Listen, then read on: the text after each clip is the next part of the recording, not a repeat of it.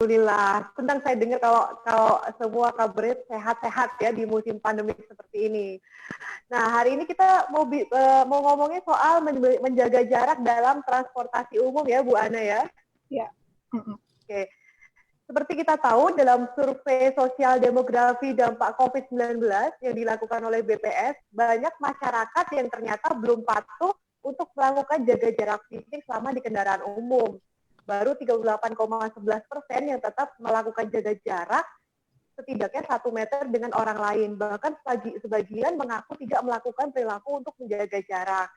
Nah, seperti kita tahu bahwa KRL ini merupakan salah satu moda transportasi yang cukup digemari ya untuk masyarakat Jabodetabek. Dan ternyata pada bulan Oktober ini, 2020, penumpang KRL ini naik 13%. Nah, seiring dengan kenaikan tersebut, bagaimana sih KRL komuter untuk menetapkan protokol kesehatan selama di stasiun, selama di dalam perjalanan, dan juga setelah tiba di stasiun tujuan, Bu Ana? Ya. Jadi kita sudah 8 bulan ya masa pandemi, dan memang sejak awal pandemi komuter lain belum pernah libur gitu. Jadi kalau misalkan ada semboyan work from home, memang kita sampai saat ini belum bisa menjalankan work from home karena kita memang tetap aktif untuk mendukung masyarakat yang memang harus beraktivitas di luar rumah. Jadi kalau kita melihat tadi datanya ya, ada kenaikan volume penumpang. Jadi mungkin supaya kita bisa cerita dari awal ya. Jadi boleh. Mulai dari Maret itu, memang kita mengalami penurunan volume penumpang yang sangat drastis. Yang biasanya kita melayani 1 juta penumpang per harinya, ini di Maret itu hanya di bawah 200.000. Wow. Tetapi perlu diketahui, begitu kita masuk di masa pandemi, bahwa ternyata penurunan volume penumpang ini bukan serta-merta mengurangi pekerjaan. Justru lebih mudah untuk mengoperasikan dalam masa normal dengan 1 juta penumpang daripada kita melayani di bawah 200.000 tapi dengan protokol COVID. Orang belum terbiasa menggunakan masker, orang belum terbiasa mencuci tangan di di stasiun. Bahkan dalam waktu singkat kita harus membuat atau menciptakan wastafel portable sehingga di stasiun itu mereka tanpa ke toilet itu bisa menemukan wastafel sebanyak mungkin untuk bisa cuci tangan. Dan yang memang paling susah dilakukan adalah protokol menjaga jarak. Nah, ini bisa bayangkan bahwa kita awam dengan COVID ini, baik dengan saya ataupun 4.700 petugas komuter lain. Tetapi di situ juga kita harus melakukan edukasi dan sosialisasi di awal-awal pandemi gitu. Jadi kita memang menemukan bahwa salah satu protokol yang sulit dilakukan adalah menjaga jarak. Kalau misalkan datang ke stasiun saat ini, namanya menggunakan masker itu sudah sangat tertib sekali. Bahkan untuk jenis scuba sudah tidak ada di stasiun dan di atas KRL. Kemudian untuk mencuci tangan, wastafel kami sangat produktif sekali. Begitu menjaga jarak, memang ini sangat sulit karena apa? Jam kerjanya masih sama. Masih ngejar waktu jam 8 pagi. Pulang masih jam 5 sore. Sehingga ada jam-jam tertentu yang memang terlihat di stasiun itu ramai penumpang, kemudian ada beberapa kereta yang kelihatannya padat. Nah, yang kita antisipasi apa sih dari komuter lain gitu, dengan adanya peningkatan jumlah penumpang, kemudian ternyata setelah 8 bulan pandemi ini ada peningkatan kegiatan masyarakat. Bahkan di Jakarta sendiri kita lihat bahwa sudah banyak aktivitas yang bisa dibuka, tempat hiburan, mal, kemudian perkantoran juga dari 25% menjadi 50% gitu ya. Jadi yang kita lakukan adalah membuat marka. Yang pertama membuat marka di stasiun dan di atas KRL. Melakukan pembatasan masuk ke stasiun. Jadi yang terinfo keluar bahwa sekarang naik KRL itu kenapa antri? Gitu. Sebenarnya ini karena kita melakukan pembatasan masuk ke stasiun supaya keretanya tidak penuh. Karena kita membuat marka itu 74 per kereta. Jadi harus kita antrikan gitu ya. Jadi yang terdengar beritanya antri banget nih naik KRL, penumpukan, padahal tidak. Kenapa antri? Karena kita melakukan pembatasan masuk ke stasiun, kita melakukan cek suhu tubuh, kemudian masuk stasiun mereka harus kita antrikan, kemudian masuk ke peron juga harus kita antrikan untuk dibatasi masuk ke KRL. Nah, lantas bagaimana kami bisa menginformasikan bahwa stasiun kami ini sudah padat? Kami mengembangkan aplikasi dengan cepat ya, download KRL Access, di sana bisa tahu, misalkan Mbak Yeni mau ke Gondang Dia, di Gondang Dia Mm-mm. cek, oh ternyata stasiunnya padat. Jadi di sana ada informasi bahwa dengan KRL akses, oke, stasiun Sudirman sudah landai sehingga saya bisa memilih ke Sudirman, kemudian yang lain. Tapi ini pun harus diedukasi terus. Karena apa? Karena ternyata setiap hari kita menemukan adanya penumpang baru yang masuk di dalam masa pandemi. Kalau di Maret itu ada 200.000, sekarang ada hampir 500.000 penumpang per hari, artinya kan baru terus ini. Dengan mereka masih awam dengan protokol COVID yang ada di stasiun dan KRL. Perlu diketahui bahwa untuk mengantisipasi protokol ini, kami masih melakukan posko gitu ya. Dengan masa-masa sulit perusahaan, kita tidak mungkin menambah pegawai. Akhirnya pegawai kita maksimalkan semua turun ke lapangan, posko jam 4 pagi, kemudian jam 4 sore di jam-jam sibuk, sehingga kami bisa membantu petugas-petugas di stasiun untuk menertibkan protokol khususnya menjaga jarak. Jadi kita membuatkan marka-marka. Jadi ini adalah gambaran perubahan penggunaan transportasi publik di masa pandemi, dan kita berpikir bahwa ini akan masih berlanjut gitu. Jadi mudah-mudahan next ini semakin tersosialisasi dan masyarakat mau mencari informasi melalui berbagai aplikasi sehingga mereka bisa terinfo dengan baik. Nah, kalau ada protokol kesehatan nggak? Biasanya kalau sebelum tadi kan biasanya cek suhu tubuh seperti itu kan. Ya. Kalau selama di kereta seperti apa tuh, Bu Ana? Selama perjalanan menggunakan KRL? Iya, kalau KRL ini kan paling jauh itu Rangkas ya. Perjalanannya 2 jam gitu. Jadi memang kalau masuk stasiun itu kita ada pengecekan suhu tubuh. Ketika lebih dari 37,2 kita nggak akan memperbolehkan. Kemudian protokol-protokol lain itu seperti untuk meminimalisir dari virus ini juga bahwa kereta kami ini disemprot dengan disinfektan. Perlu diketahui juga bahwa penyemprotan disinfektan ini sebelum pandemi juga kita harus lakukan. Karena sebenarnya virus itu tidak hanya COVID-19 ya, tetapi juga ada virus-virus yang lain. Sehingga kita ada menyiapkan namanya penyemprotan disinfektan setelah berdinas, dan ketika beroperasi pun petugas on trip cleaning kami ini aktif melakukan pembersihan di lokasi-lokasi yang sering disentuh oleh penumpang. Kemudian kalau misalkan Mbak Yeni naik KRL, di bangku dan tempat berdiri itu kita kasih marka. Betul. Kenapa kita kasih marka? Orang bilang, mana petugasnya, mana petugas? Justru marka ini kita buat agar tidak banyak interaksi secara langsung, baik penumpang dengan petugas. Yang kedua, petugas itu tidak sebanyak penumpang. 400.000 penumpang juga. Iya, kita tidak mungkin menyiapkan jumlah penumpang itu sama dengan petugas. Artinya dengan marka-marka ini kita harapkan bisa membantu kita untuk menertibkan penumpang-penumpang kita yang masih terus menggunakan jasa komuter lain.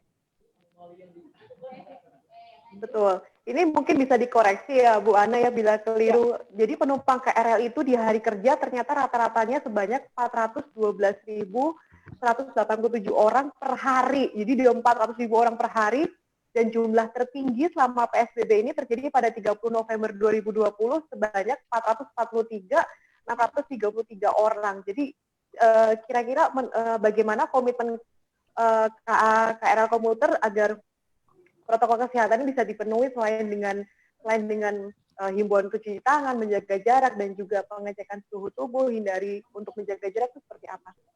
Ya, ada berbagai kebijakan yang kita lakukan supaya kita bisa tetap tertib protokol, dan yang paling terpenting adalah kita bisa meminimalisir penyebaran virus ini ketika penumpang kami masuk ke stasiun kemudian menggunakan komuter lain. Yang pertama adalah kebijakan. Bu Ana, bagaimana kebijakannya? Jadi selama masa pandemi ini, khusus untuk balita itu tidak boleh naik KRL. Balita ya? Ya, balita itu tidak boleh naik KRL. Kemudian khusus untuk lansia ini boleh naik KRL di luar jam sibuk, yakni mulai dari pukul 10 sampai pukul 2 siang. Dan kita juga penumpang kita ini sangat lebar ya, datang dari berbagai karir, datang dari berbagai latar belakang ekonomi, pendidikan, dan yang lain. Jadi kami ada penumpang-penumpang yang berdagang. Yang berdagang ini pasti kan dia membawa barang ya. Nah, penumpang ini kami atur bahwa mereka boleh naik KRL itu jam pertama kali KRL pertama kali dijadwal, kemudian di luar jam sibuk yaitu jam 10 sampai jam 2 supaya social distancing-nya tetap bisa dijalankan dengan baik gitu. Nah, kemudian kami juga mengembangkan tadi teknologi supaya kita bisa tetap menginformasikan dengan up to date ya kondisi dan situasi di stasiun supaya mereka bisa mendapatkan informasi bahwa oh stasiun ini ternyata sudah padat, oh stasiun ini ternyata sudah landai, dan inilah yang terus kami kembangkan karena bagaimanapun KCI tidak bisa sendiri untuk menjalankan protokol ini. Kita butuh yang namanya kerjasama antara semua stakeholder, baik KCI-nya, penumpangnya, dan kebijakan-kebijakan pemerintah juga. Iya, bahkan saya melihat, saya sering ngikutin tuh update-nya tadi dari Twitternya kereta komuter ya. Itu ya. memang itu sangat, kalau saya sebagai salah satu pengguna KRL ya, Bu ya, jadi saya merasa itu sangat update banget gitu, kayak update untuk setiap, ini kapan jam sibuknya, ini kapan apakah ada penumpukan penumpang gitu, terus bagaimana pedoman untuk penumpang, mereka di Twitter ini sangat, Twitternya KCI ya, itu sangat update sekali, dan itu saya rasakan. Iya. Nah, jadi memang kira-kira memberikan informasi yang up to date, kondisi stasiun itu dibutuhkan. Karena kita juga kadang dihadapkan dengan situasi-situasi yang tidak bisa diprediksi. Misalkan seperti hari ini ya, ada demo dan yang lain. Tapi kan protokol itu tetap harus bisa dilaksanakan. Sehingga dengan pengembangan teknologi dan memanfaatkan media sosial, diharapkan bisa membantu menginformasikan kepada masyarakat kondisi dan situasi di sekitar stasiun. Jadi dengan adanya mempergunakan teknologi yang bisa diakses oleh semua orang, paling tidak bisa bisa menepis kalau seandainya nanti kereta komuter sebagai salah satu tempat yang bisa memunculkan klaster baru gitu ya Bu Ana ya, klaster baru untuk COVID-19. Menurut Bu Ana seperti apa? Kalau klaster ya, kalau klaster itu kan memang tempat penyebaran terbanyak gitu ya, Mbak Yeni ya. Nah, sebenarnya kalau menurut saya, dimanapun kita bisa tertular. Ya, dan kita apa sih yang harus kita lakukan ya protokol, bahwa makanya di stasiun dan di KRL yang kita utamakan adalah antisipasi dan meminimalisir penyebaran itu. Jadi sampai saat ini yang kita fokuskan adalah bagaimana protokol ini tetap bisa kita jalankan dengan baik, sehingga antisipasi untuk meminimalkan virus itu bisa dihadapi gitu. Jadi kalau misalkan Mbak Yeni tanya bagaimana sih komuter lain ini supaya mencegah adanya penyebaran virus, itu tadi kita sudah sampaikan. Yang pertama bahwa protokolnya kita jalankan. Kemudian kita mengembangkan teknologi, kita membersihkan KRL selesai berdinas dan ketika berdinas, gitu ya.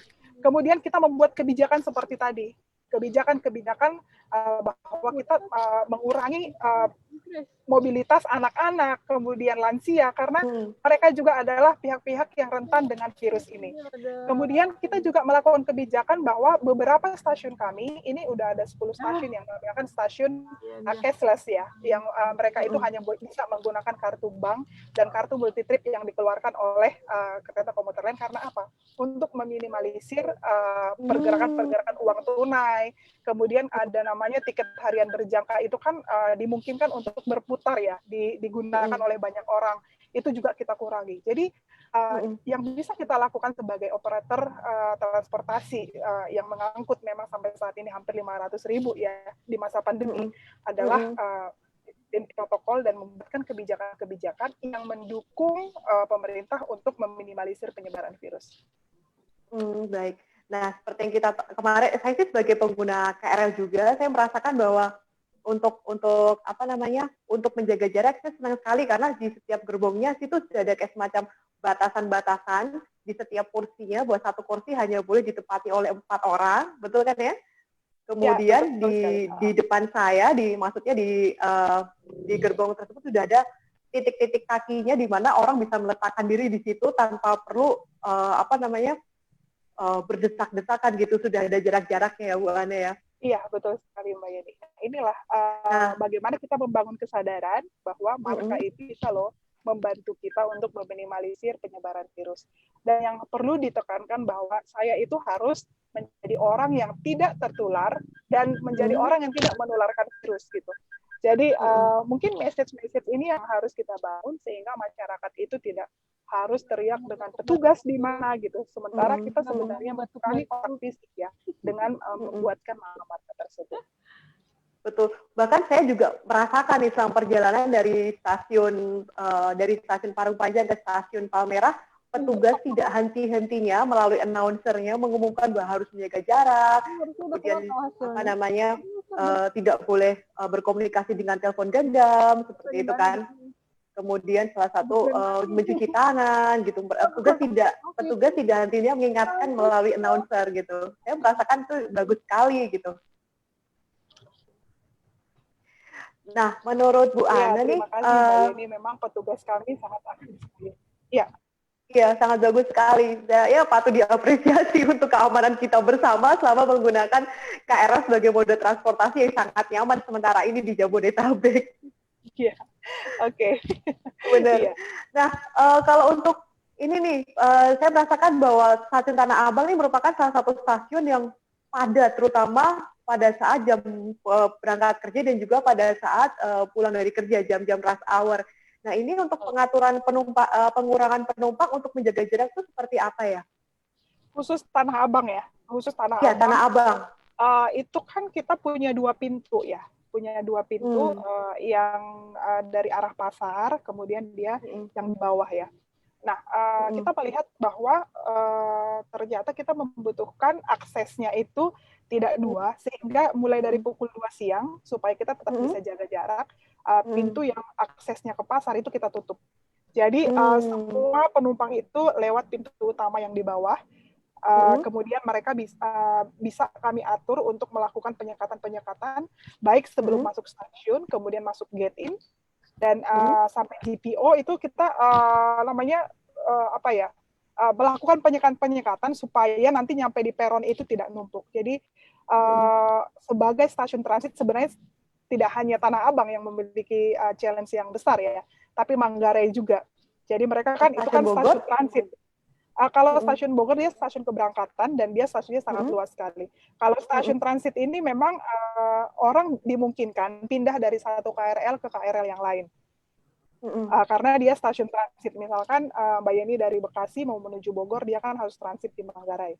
Nah, sama case-nya dengan di Tanah Abang. Di Tanah Abang, misalkan kita dari Bogor, tapi kita mau ke Rangkas Bitung. Kita transit di Tanah Abang. Sehingga ini pengaturannya dilakukan dengan melakukan penyekatan sehingga kita bisa antisipasi jaga jarak di peron yang pas KRL. Yang pernah saya rasakan, karena saya dari Palmerah ya, pada saat jam pulang kerja itu penumpang tiba-tiba dipersilakan untuk masuk, mungkin udah dibatasin jumlahnya berapa ya, kemudian tiba-tiba pintu keretanya akan tertutup gitu, padahal di belakangnya masih ada. Apakah itu salah satu pencegahan juga ya, Bu Ana ya? Iya, kebijakan jadi juga ya. Memang banyak yang komplain ya, itu keretanya masih sepi, di peronnya masih banyak orang gitu kan. Jadi kita per stasiun itu memiliki kuota supaya kita bisa membatasi masuk, karena kita mengelola 80 stasiun. Kalau misalkan kita naikkan semuanya dari Bogor, bagaimana dengan stasiun Cilebut, Bojong yang nggak naik-naik dong, gitu. Jadi kita memiliki yang namanya kuota dinamis, sehingga setiap stasiun itu kita berikan kuota, kita bisa antisipasi juga kepadatan di KRL-nya, sehingga mereka tetap bisa jaga jarak. Jadi kalau misalkan ada komplain mengenai ini keretanya masih sepi, tapi di peronnya masih ada orang, itu memang benar. Jadi kita melakukan kuota dinamis, kuota setiap stasiun itu sudah ditentukan gitu. Jadi mohon maaf sekali memang ada ketidaknyamanan kita yang diambil dengan protokol COVID ya, bahwa yang biasanya kita nggak cek suhu tubuh, biasanya kita nggak ngantri, yang biasanya naik KRL kapanpun kita bisa gitu lah. Sekarang diatur bahwa kita juga harus melakukan pembatasan, sehingga mau tidak mau kita harus antri. Yang biasanya misalkan 5 menit bisa langsung naik KRL, ini harus 10-15 menit kita harus ngantri. Jadi ini adalah kenyamanan yang memang berkurang ketika protokol COVID ini, tapi kan yang kita utamakan di sini adalah menggunakan komuter lain tapi tetap sehat. Kita tetap beraktivitas tapi kita tetap sehat. Jadi mohon maaf sekali ketika kita bisa menemukan hal demikian, bukan berarti kita tidak mau menaikkan penumpang, tetapi kita fokus dengan protokol jaga jarak di atas transportasi umum.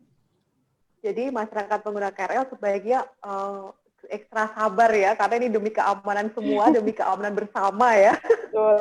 Karena saya udah masuk, di belakang saya udah ngedumel tuh, dia bisa masuk, saya enggak gitu, udah ngedumel aja. Pasti ya, tapi gimana demi keamanan semua orang yang di dalam dan juga yang di luar kereta juga, jadi masing-masing saling bersabar dan juga sadar diri ya Bu. Betul. Ya itu tadi, message-nya adalah saya harus bisa menjadi pribadi yang tidak tertular virus dan tidak menularkan virus, karena kita tidak tahu apakah kita saat ini tertular virus atau tidak. Jadi kita harus menjaga itu dengan disiplin protokol, sehingga kita bisa menghormati orang lain. Dengan kita menggunakan protokol itu juga menghormati orang lain. Betul. Dengan kita menjaga jarak juga itu menjadi salah satu kontribusi yang bisa kita lakukan untuk meminimalisir virus gitu, meminimalkan penyebaran virus baik di stasiun ataupun di KRL. Nah, beberapa kali saya menemukan ya di lapangan bahwa ternyata ada masyarakat yang belum teredukasi, belum terinformasi bahwa ini salah satunya yang untuk lansia ya, karena ada pembatasan dari jam 10 sampai jam 2 pada saat di luar rush hour, di luar jam sibuk. Ternyata mereka mau naik KRL itu di luar jam itu, sampai petugas juga bingung juga kan ya untuk gimana caranya gitu. Kalau menurut Bu Ana seperti apa? Kasian juga ya sebenarnya ya, tapi gimana karena udah menetapkan sebuah kebijakan untuk semua orang ya. Itu dia. Itu kembali lagi bahwa sebenarnya yang kita lakukan ini untuk melindungi mereka. Karena lansia ini juga termasuk kaum yang rentan dengan virus ini. Betul. Jadi kita melihat dari situ. Nah, kebetulan saya itu ke bagian poskonya di Bogor. Tapi appreciate kepada mereka itu sangat tertib sekali. Tapi memang ada beberapa yang memang informasinya belum mengetahui tersebut gitu ya. Tapi ini terus-menerus kita lakukan. Tapi kalau misalkan yang sudah terbiasa, kami sudah pastikan bahwa mereka sudah memahami aturan ini, seperti banyak ya advisor di perusahaan, kemudian dosen, itu sering kita temukan memang usianya sudah lansia gitu. Tapi sampai saat ini mereka sangat mensupport kita dan appreciate kepada mereka bahwa dengan usia mereka yang lansia pun mereka bisa mendukung aturan ini dengan baik. Ya, betul. Kemarin juga saya sempat nemuin juga ibu-ibu yang masih membawa anak-anak balita gitu. Apakah ada kebijakan nggak sih atau kelonggaran di mana mereka masih bisa tetap naik kereta dengan syarat-syarat khusus gitu? Seperti contohnya mau berobat atau mungkin ke rumah sakit atau seperti mau ke kalau bisa ditinggalkan anak mereka gitu. Iya ada beberapa case seperti itu, dan sebenarnya ada beberapa stasiun yang sudah mendata bahwa ada penumpang kami yang memang dia rutin melakukan pengobatan di salah satu rumah sakit, itu terapi dan yang lainnya sudah. Jadi memang ketika ada penumpang kami yang membutuhkan layanan, tapi memang itu tidak sesuai aturan, biasanya kita upayakan mereka itu naik di luar jam sibuk. Nah, anak-anak misalkan yang balita ya, di Instagram kita, di Twitter kita, mereka itu justru ingin supaya anak-anak itu sudah bisa naik KRL gitu. Jadi sebenarnya banyak juga yang memaksakan diri datang ke stasiun, itu ada, Mbak Yeni. Gitu. Jadi yang apa yang dilakukan tuh? Datang ke stasiun, ya pasti edukasi bahwa yang kita lakukan ini bukan untuk melarang mereka naik KRL sebenarnya utamanya, tetapi untuk melindungi mereka dari penyebaran virus. Jadi untuk anak-anak sebenarnya Sabtu Minggu itu kalau misalkan dalam posisi normal itu memang isinya semuanya anak-anak.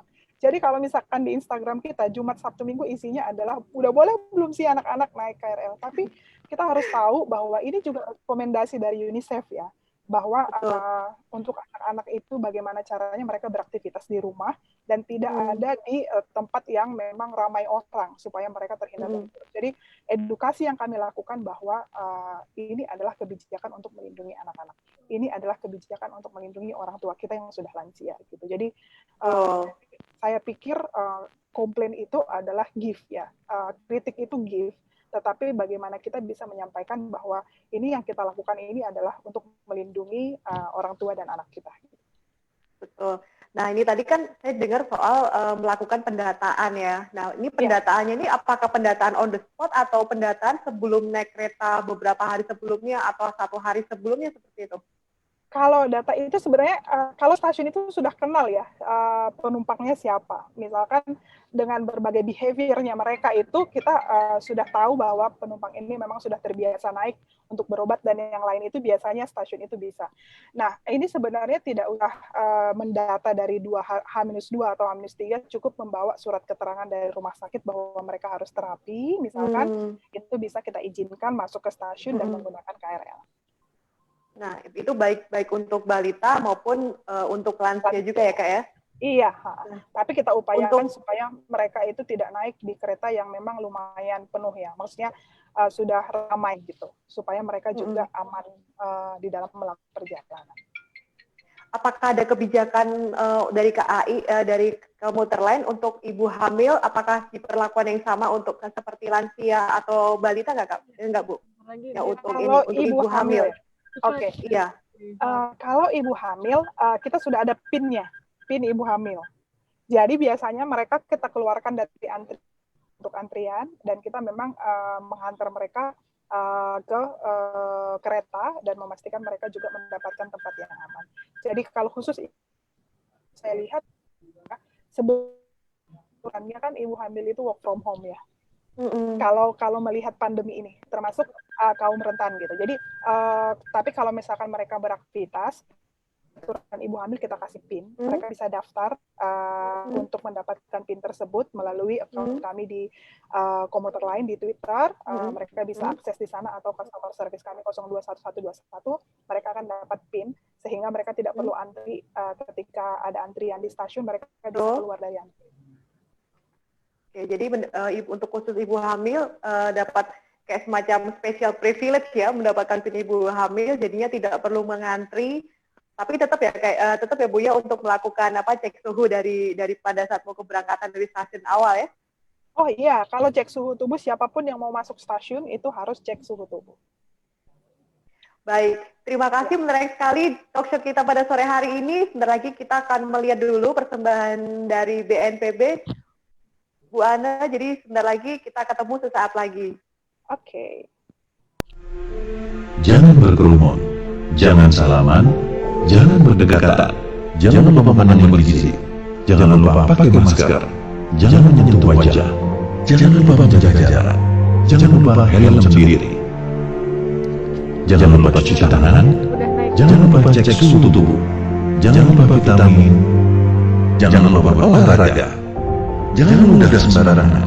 Jangan lupa hidup sehat. Jangan lupa membersihkan tubuh dan ganti baju. Jangan pesimis. Jangan lupa berdoa. Jangan kehilangan kreativitas. Jangan pernah berhenti untuk belajar. Jangan mudah menyerah pada keadaan. Mari kita galang disiplin dan kesadaran kolektif untuk tetap semangat. Kini saatnya beradaptasi menuju tatanan budaya baru.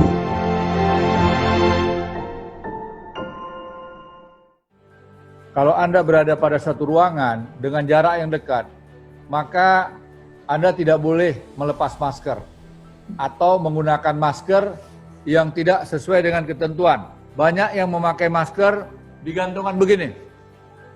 Saya kalau menggunakan masker seperti ini, maka masker ini sudah akhir dan saya tidak boleh lagi menggunakan.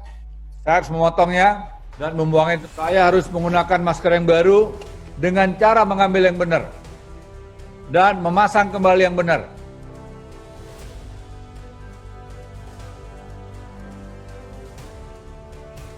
Ketika saya melepas masker, maka saya harus menggunakan yang benar. Beri contoh. Contoh suri teladan. Kita harus bisa menjadi contoh.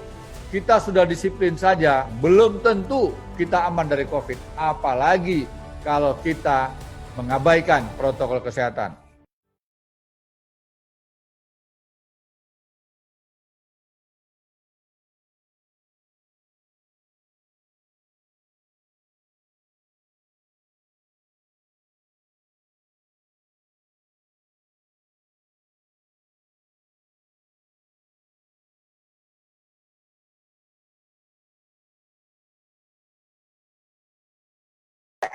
Untuk menerapkan jam-jam operasional, apakah ada perubahan atau tiba-tiba ditambah seperti tahun kemarin gitu? Oke, yang pasti tidak ditambah, dikurangi ya. Oke, Oh, jadi gini, kebetulan baru sekali diputuskan ya. Ini kita juga sedang lakukan sosialisasi bahwa khusus untuk Natal dan Tahun Baru kali ini, yang pertama yang perlu diinformasikan adalah tidak ada tambahan. Tidak ada tambahan karena sesuai dengan anjuran pemerintah kan sudah tidak ada perayaan untuk menyambut Tahun Baru. Itu yang pertama. betul. Kemudian yang kedua, ada aturan di DKI yang membatasi mobilisasi kita bahwa semua aktivitas selama dalam masa Natal dan Tahun Baru ini kan dibatasi sampai pukul 21. Nah, dengan kebijakan ini PT Kereta Komuter Indonesia kita memberlakukan jam operasional KRL itu mulai dari pukul 4 pagi sampai pukul 10 malam. Diberlakukan mulai hari Minggu. Berarti malah justru dipotong ya. Biasanya kan terakhir jam 12 malam nih. Jadi ternyata mundur 2 jam jadi jam 10 ya. 10 malam. Benar sekali, Mbak. Jadi mohon maaf sekali, kita harus mengatur perjalanan kita dan semoga memang semua yang terkait ya dengan kebijakan ini melalui aturan yang diberikan oleh dari DKI itu bisa kita laksanakan bersama-sama sehingga pengaturan jam operasional transportasi khususnya komuter lain dan aturan tersebut bisa berbarengan gitu. Jadi kalau kita lihat bahwa aturannya tersebutkan bahwa kegiatan-kegiatan itu akan berhenti di pukul 21 sehingga kita bisa kasih spare sampai pukul 10 untuk operasional KRL. Baik, ngomong-ngomong soal ini ya, soal saya masih kembali lagi untuk ke masalah pembatasan jarak di gerbong nih. Nah, kira-kira apakah ada kebijakan untuk penyemprotan cairan desinfektan, mengingat kadang-kadang kan gerbong sudah terisi banyak orang. Nah, kemudian sudah dilakukan jaga-jarak, apakah ada rutin untuk penyemprotan desinfektan untuk di setiap gerbongnya? Iya, seperti yang tadi saya jelaskan di awal bahwa sebenarnya tidak hanya karena COVID-19 kita melakukan penyemprotan disinfektan kepada KRL kita. Tetapi ini adalah hal yang harus kami lakukan supaya kita bisa terhindar dari virus. Yang kedua justru tidak hanya penyemprotan disinfektan ya, tapi melakukan fumigasi. Kita ingat sekarang kita juga dihadapkan dengan demam berdarah. Jadi fumigasi juga kita lakukan. Sehingga kalau ditanya pembersihan kereta itu ketika selesai berdinas, itu kita lakukan pencucian keretanya, kemudian melakukan penyemprotan disinfektan dan fumigasi. Nah, ini ketika selesai berdinas. Ketika beroperasi pun, kita tetap membersihkan KRL kita dengan petugas on-trip cleaning. Jadi kalau misalkan Mbak Yeni itu naik KRL, pasti ada petugas juga yang membersihkan KRL tersebut. Jadi dengan cairan disinfektan juga gitu. Jadi sebelum pandemi kita melakukan itu, tapi dalam masa pandemi ini kita lebih intensifkan kali.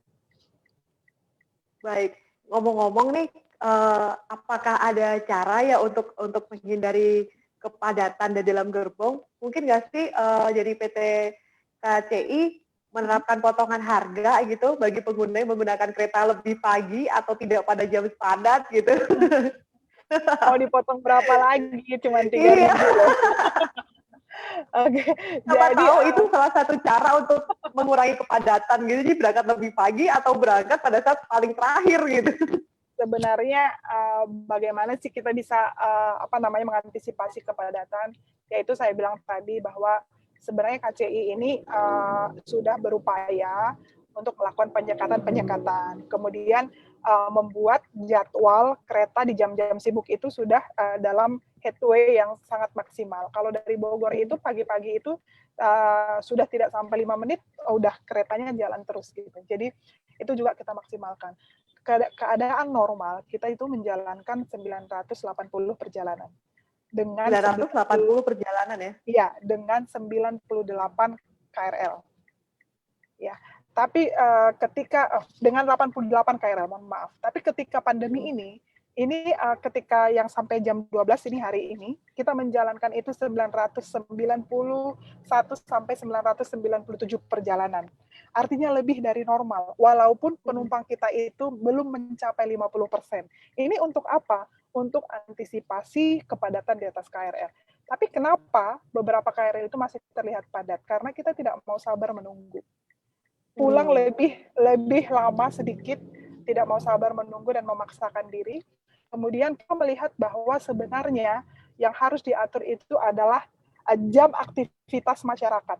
Jadi kalau misalkan kantor tetap bukanya dari jam 8 sampai jam 5, ya kepadatan itu pasti akan terjadi di jam-jam tertentu. Tapi kalau misalkan ada kebijakan yang mengatur mobilisasi masyarakat kita, disebar jamnya, kita bisa dengan menjalankan jumlah KRL sebanyak itu, ini bisa kita antisipasi untuk jaga jaraknya. Saya sih berharap dengan peraturan dari Pemda DKI yang terbaru bahwa mulai minggu depan ya, yang untuk karyawan 75% wajib WFH, jadi mungkin bisa menurunkan pengguna KRL ya, Bu Ana ya. Iya, betul minggu sekali. Depan, jadi kebijakan itu 75%. juga melihat ya, pertumbuhannya di November ini sangat luar biasa. Hampir 500.000 penumpang. Kita itu tadi, penumpang paling tinggi itu 440.000. Betul. Jadi kebijakan untuk membatasi masyarakat ini yang memang harus kita lakukan. Tapi kan kita tahu bahwa kita nggak bisa diam juga. Kita harus mendukung ekonomi juga gitu. Jadi kita berharap sih kebijakan untuk transportasi, kebijakan jam operasional kantor, mall, restoran dan yang lain itu sinkron sehingga aktivitas itu tetap bisa dijalankan dan kita tetap bisa sehat dalam beraktivitas. Betul. Nah, ini tadi kan kita banyak bicara tentang penumpang sendiri. Bagaimana dengan petugas di setiap stasiun? Apakah ada screening sebelumnya pada saat sebelum bekerja? Oke. Petugas ini sangat luar biasa ya. 8 bulan nggak bisa work from home ini. Jadi kalau di kereta komuter, ini petugas yang bertugas di atas kereta sebelum pandemi pun itu wajib melakukan tes kesehatan. Jadi mereka harus lulus dulu untuk tes kesehatannya supaya bisa berdinas. Nah, sekarang untuk cek suhu tubuh dan yang lainnya juga dilakukan oleh petugas-petugas stasiun ataupun petugas-petugas kebersihan. Jadi screening itu kita lakukan, pemberian vitamin, kemudian melengkapi mereka dengan APD, masker, face shield, sarung tangan, dan mereka juga kita membentuk ada namanya Sea-Rangers. Sea-Rangers ini kumpulan dari mayoritas itu millennials, sehingga pegawai juga yang melakukan edukasi ke masyarakat, ini juga harus diedukasi terus. Supaya karena kita awam. Dari awal itu kita saya sama Mbak Yeni sama-sama baru tahu COVID-19. Tapi saya bersama dengan teman-teman frontliner di KCI, itu di dalam kesiapan pelayanan ini kita harus bisa edukasi. Padahal kita sama-sama baru tahu COVID-19. Sehingga kita membentuk namanya komunitas Sea Rangers, itu tim yang memang bergerak dari stasiun ke stasiun di Jakarta, Jabodetabek, semuanya 80 stasiun untuk melakukan edukasi protokol. Karena kami memiliki tagline, save our people to save our customer. Jadi yang pertama kita lindungi adalah pegawai kita, supaya kita bisa melindungi penumpang-penumpang kita. Jadi mereka dilengkapi dengan APD, mereka dilengkapi dengan face shield, kemudian masker dan yang lain, pemberian vitamin dan edukasi yang terus-menerus. Jadi kalau dibilang penumpang diedukasi terus-menerus, pegawai kami juga dilakukan sosialisasi yang terus-menerus. Apakah dilakukan untuk pemeriksaan berkala gitu, untuk semacam screening atau pencegahan gitu, ada pemeriksaan berkala di PT Komuter Line sendiri? Betul, dilakukan. Jadi kita kemarin juga melakukan tes massal ke pegawai kami ya. ke pegawai kita juga melakukan. Kemudian ini kita programkan di 2021 untuk petugas-petugas frontliner kami, khususnya yang bekerja di namanya Awak maksudnya yang bekerja di operasional KRL-nya, ini akan rutin dilakukan screening kepada mereka supaya mereka juga bisa sehat melayani masyarakat. Baik, apakah ada ini ya kayak semacam protokol untuk para petugas sebelum mereka bertugas selain penggunaan face shield semuanya itu, apakah ada kebijakan lain untuk kesiapan petugas? Iya, cek suhu tubuh tadi ya, cek suhu tubuh. Kemudian kita memiliki 30 pos kesehatan yang tersebar di 80 stasiun. Ini juga membantu kami untuk melakukan screening kepada pegawai kami. Kemudian mereka juga melakukan cek suhu tubuh. Dan yang paling pasti adalah antisipasi yang sangat perlu, mengubah mindset mereka bahwa ketika kita melayani, kita bisa aman dengan tertib protokol. Nah, ini seperti yang tadi melalui APD, ini adalah salah satu obat paling mujarab kan di COVID-19 ini sebenarnya, dengan kita tertib melakukan 3M. Kemudian kalau petugas-petugas kebersihan itu kan kita harus memastikan mereka pakai sarung tangan, kemudian mereka harus menggunakan APD yang lengkap gitu. Jadi ini adalah hal yang harus kita lakukan terus-menerus supaya kita tetap bisa bergerak. Betul. Apakah jadi PT KCI sendiri juga berupaya untuk melindungi para petugasnya yang bertugas sebagai frontliner maupun sebagai yang bertugas di setiap stasiun ya Bu ya? Jadi menjamin untuk keamanan mereka sendiri. Ada upaya nggak sih kalau seandainya ada staf atau petugas frontliner yang ternyata terkena COVID atau terinfeksi, apakah ada upaya yang dilakukan PT KCI? Upaya pasti antisipasi itu nomor 1. Yang screening itu juga kita lakukan. Sebenarnya dengan pos kesehatan ini tidak hanya kepada pegawai, tetapi kepada penumpang kita juga, karena kita memiliki ruang isolasi ya. Ruang isolasi sementara di stasiun, karena ini juga menjadi salah satu aturan yang dikeluarkan oleh kementerian juga gitu. Jadi sama dengan apa yang dilakukan oleh Kementerian Kesehatan, itu yang kita turunkan di operasional KAI Komuter. Baik, jadi semua dipastikan keamanannya semuanya ya, Bu Iya. Ana ya? Harus. Oh iya, ngomongin soal, ini ada satu lagi, bagaimana cara Bu Ana untuk mensosialisasi program untuk protokol kesehatan, sedangkan kita tahu Bu Ana ini sangat sibuk. Bagaimana untuk para staf ini yang ada disebar di setiap titik untuk tetap melakukan sosialisasi, sedangkan jadwalnya udah sangat sibuk sekali gitu. Oke, ya itu tadi. Kita menggunakan berbagai platform sosial media ya. Kemudian kita membuat video, konten, infografis. Itu juga kita lakukan kepada penumpang. Kemudian kita juga melakukan sosialisasi di internal kita juga. Kita memiliki satgas juga gitu loh. Jadi kalau misalkan Indonesia punya satgas COVID gitu ya, di KCI juga punya satgasnya gitu. Nah yang kedua, karena kita 70% itu pegawai kita itu millennials, jadi kita bentuk tadi yang Sea Rangers. Sea Rangers ini COVID Rangers-nya kereta komuter, mereka berkeliling di 80 stasiun untuk mereka melakukan sosialisasi. Hal positif yang bisa didapatkan dengan membentuk Sea Rangers ini bahwa lebih dari 100 anak ini menjadi semakin paham protokol.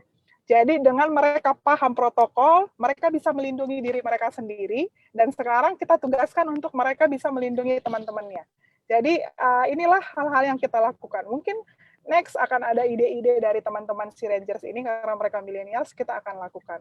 Jadi membuat mereka nyaman, happy, melakukan sosialisasi ini adalah salah satu. Karena yang kita lakukan ini membosankan kan, menggunakan masker. Bayangin kita kerja itu pakai face shield gitu loh, pakai masker. Napas aja susah gitu. Iya, jadi napas aja susah. Iya, jadi makanya yang kita lakukan adalah sosialisasi terus-menerus supaya mereka merasa tidak sendirian, tetapi mereka juga disupport oleh BOD kita gitu ya, dari direksi dan yang lain. Kita juga melakukan sosialisasi di taraf leader seperti manajer dan vice president, supaya mereka juga ikut aktif untuk memberi sosialisasi kepada timnya. Sebenarnya apakah sebenarnya sih pelanggaran apa sih yang paling banyak ditemukan selama penerapan protokol kesehatan selain terutama untuk yang menjaga jarak tuh pelanggaran yang ditemukan di lapangan tuh paling banyak apa tuh Bu? Yang paling banyak melanggar itu jaga jarak. Orang kita ketemu teman kita aja pengennya salam gitu ya, pengennya meluk gitu ya, kalau ketemu keluarga gitu ya. Tapi ini adalah challenge gitu. Kalau misalkan kayak penumpang gitu, mungkin tanpa sadar dia sudah berdiri dengan jarak yang tidak 1 meter. Nah ini sebenarnya yang memang adalah protokol yang paling sulit diimplementasi adalah jaga jarak. Apalagi kita kan budayanya ngobrol ya.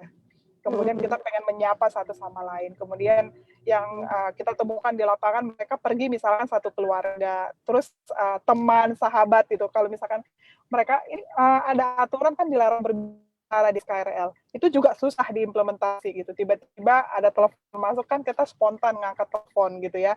Itu kan sebenarnya dilarang. Kemudian kita ketemu teman di atas KRL. Jadi yang paling sulit dilakukan adalah implementasi untuk jaga jarak, khusus untuk masker. Mungkin karena ini kesadaran sudah semakin tinggi dan kesadaran kita bahwa begitu keluar rumah kita kan harus pakai masker sekarang. Kalau nggak pakai masker dilihatin orang gitu ya.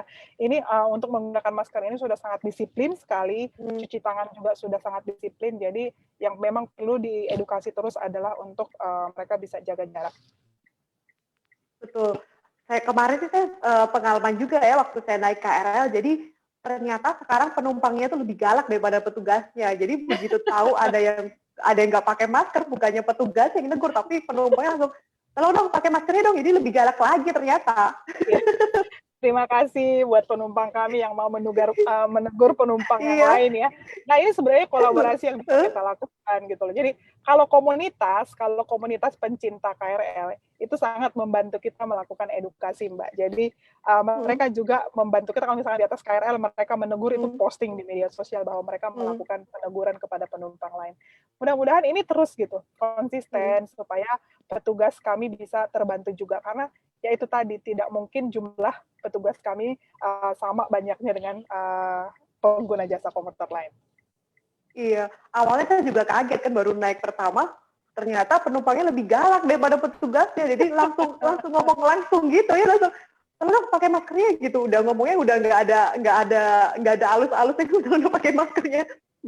Jadi gimana mereka ternyata saling melindungin gitu kan, lindungin dia sendiri juga lindungin orang lain, jadi otomatis yang ditegur juga jadi salah tingkah sendiri kan. Biasanya ditegur sama petugasnya, sekarang ditegur sama penumpangnya sendiri gitu. Betul. Iya. Terima kasih kalau ada penumpang yang demikian. Iya, saya juga nggak nyangka. Oh ya, kira-kira ada apresiasi nggak sih untuk dari PT KCI untuk para frontliner yang bertugas selama pandemik ini gitu? Kan mereka juga bawaannya kan jadi kayak kan kalau kerja itu bawaannya kayak mau perang gitu kan, di orang-orang yang ternyata di salah satu tempat yang paling banyak mengeluarkan orang. Apakah ada apresiasi yang diberikan dari PT KAI untuk para frontliner yang bertugas di setiap stasiun? Iya, apresiasi kepada frontliner ya.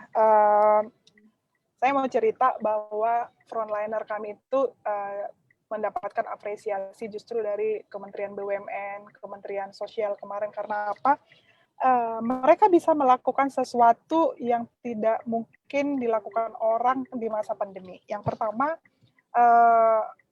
kemarin ketika ada disabilitas yang membutuhkan bantuan, ketika jaga jarak itu menjadi salah satu protokol yang sangat dibutuhkan di protokol COVID ini, justru dia menggendong orang disabilitas supaya dia bisa membantu ya. Artinya ini kan dia sebenarnya dalam kekhawatiran apakah saya selamat untuk menggendong ini, saya pikir ternyata protokol COVID ini tidak mengurangi sedikit pun empati kemanusiaan kita. Ini menjadi viral kemarin di sosial media dan mendapatkan apresiasi, dan dari KCI juga memberikan apresiasi. Yang kedua, ketika frontliner kami di masa-masa sulit COVID ini bisa mengembalikan uang sampai 500 juta kemarin yang ditemukan di KRL, Betul. Dan ini menunjukkan bahwa rasa empati kita, kemanusiaan kita itu masih tinggi walaupun kita dalam masa-masa sulit gitu. Jadi kemarin apresiasinya justru lebih besar, tidak hanya dari KAI grupnya tetapi juga dari kementerian gitu. Jadi apresiasi yang apa sih yang dibutuhkan sampai saat ini Kereta Komuter Indonesia masih mempertahankan pegawainya, tidak ada pengurangan pegawai di Kereta Komuter Indonesia, dan alhamdulillah puji Tuhan kita masih diberi gaji full oleh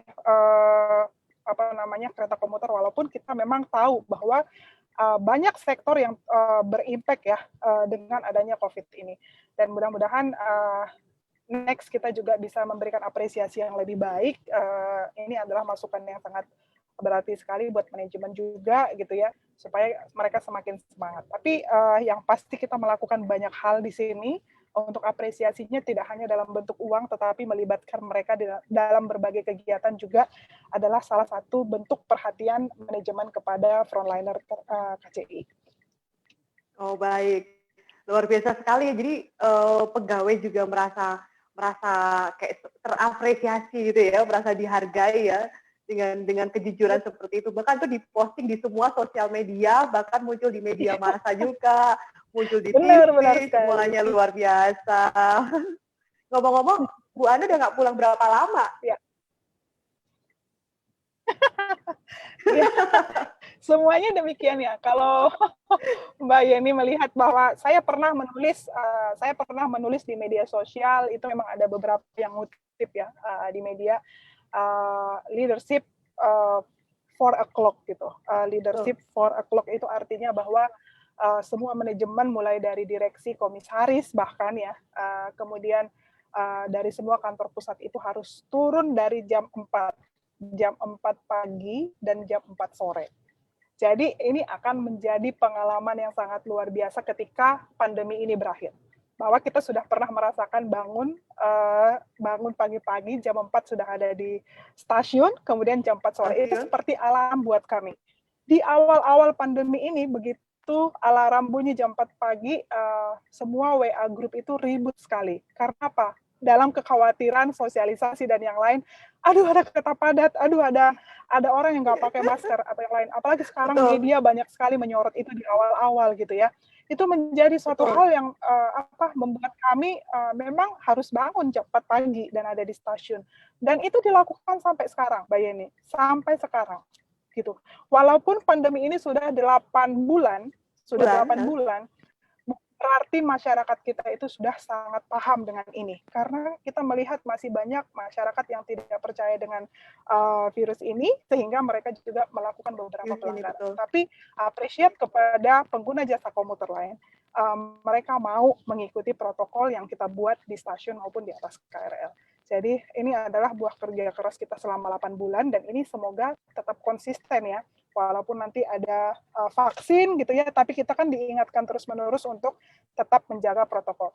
Satu yang mungkin akan berubah adalah positif dari pandemi ini, bahwa budaya bertransportasi akan berubah. Mereka sudah mau antri, mereka sudah tidak berdesak-desakan gitu. Jadi mungkin ini adalah budaya yang harus dipertahankan setelah pandemi ini. Jadi ada baiknya juga, ternyata kita bisa antri, ternyata kita bisa tertib. Mungkin itu. Wah, luar biasa sekali ya, saya sebagai masyarakat pengguna KRL merasa bangga sekali gitu, mengapresiasi ternyata perjuangan PT KCI untuk membawa perubahan untuk kita semua, untuk keamanan semuanya selama pandemi ini, ternyata benar-benar wow sekali, dari bangun sebelum subuh ya, jam 4 pagi sampai sekarang jam 4 sore. Ya Allah, luar biasa sekali. Saya apresiasi sekali. Terima kasih. Karena emang sekarang akhir-akhir ini emang sudah nyaman sekali naik kereta gitu. Terutama komuter lain ya. Sangat nyaman sekali gitu. Iya. Dan kami juga mengucapkan terima kasih ya kepada Kementerian Perhubungan, kemudian BNPB juga, yang sangat mensupport KRL selama pandemi ini, bahwa komunikasi ternyata sangat baik sekali gitu. Dan saya juga mengucapkan ini juga karena setiap hari Minggu jam 8 malam sampai kadang bisa sampai jam 12 malam itu ada kolaborasi besar yang membuat kebijakan-kebijakan ini semakin sempurna ya, antara kementerian, kemudian BNPB, operator. Di situ kita diskusi apa masalah yang kita hadapi, sehingga kita bisa dapat input, dan di sini pemerintah sangat konsen di dalam penanganan COVID ini, khususnya di bidang transportasi. Dan itu kita lakukan setiap minggu ketika awal-awal pandemi itu, setiap hari Minggu kita ada koordinasi dengan semua stakeholder. Luar biasa sekali. Oh iya, sebelum kita closing, apakah ada mengungkapkan statement terakhir, pesan-pesan terakhir untuk masyarakat pengguna KRL, terutama untuk 3M nih, menjaga jarak, mencuci tangan, menghindari kerumunan, dan juga memakai masker nih, spesial persembahan dari PT KCI ini. Oke. Kepada pengguna jasa komuter lain, kita harus mendukung pemerintah untuk tetap menggerakkan ekonomi, tapi kita harus ingat bahwa syarat utamanya kita harus sehat, sehingga jalan satu-satunya saat ini yang bisa kita lakukan adalah disiplin protokol. Ada ketidaknyamanan yang memang kita rasakan, tetapi dengan disiplin protokol ini kita bisa optimis, tetap bisa bergerak, dan kita tetap bisa sehat, meminimalisir penyebaran virus. Kemudian kami mohon maaf ketika ada ketidaknyamanan di dalam stasiun ataupun KRL dengan aturan-aturan ini, tetapi kami percaya bahwa pengguna jasa komuter lain ini sangat mendukung bahwa kita harus bergerak tapi tetap sehat. Jadi jangan lupa untuk tetap disiplin protokol, 3M menggunakan masker, mencuci tangan, kemudian menjaga jarak. Dan kami juga mengucapkan apresiasi setinggi-tingginya kepada frontliner, semua transportasi, bahwa kita adalah bagian dari yang berkontribusi dalam mengubah pola atau budaya dalam bertransportasi. Mungkin itu saja Mbak Yeni, dan terima kasih juga buat Warta Kota yang memang membantu kita untuk mensosialisasikan ini, kemudian untuk berbagai pihak supaya masyarakat semakin teredukasi bahwa dengan disiplin protokol kita bisa bebas dari penyebaran virus. Baik, terima kasih Bu Ana Purba selaku Vice President Corporate Secretary KAI Komuter. Terima kasih waktunya, semoga sehat selalu dan selalu semangat untuk menjalankan tugasnya. Ya, siap. Baik, teman-teman, akhirnya sampailah pula kita di penghujung acara pada sore hari ini. Terima kasih atas atensinya, terima kasih atas perhatiannya. Saya Yeni pamit undur diri, sampai jumpa, dan ingat pesan Ibu untuk menjaga jarak, memakai masker, mencuci tangan dengan sabun, dan juga menghindari kerumunan. Sampai ketemu lagi di event selanjutnya Warta Kota. Sampai jumpa. Jangan berkerumun, jangan salaman, jangan berdekatan. Jangan lupa makan yang bergizi. Jangan lupa pakai masker. Jangan menyentuh wajah. Jangan lupa menjaga jarak. Jangan lupa helm sendiri. Jangan lupa cuci tangan. Jangan lupa cek suhu tubuh. Jangan lupa vitamin. Jangan lupa berolahraga. Jangan meludah sembarangan. Jangan lupa hidup sehat. Jangan lupa membersihkan tubuh dan ganti baju. Jangan pesimis. Jangan lupa berdoa. Jangan kehilangan kreativitas. Jangan pernah berhenti untuk belajar. Jangan mudah menyerah pada keadaan. Mari kita galang disiplin dan kesadaran kolektif untuk tetap semangat. Kini saatnya beradaptasi menuju tatanan budaya baru.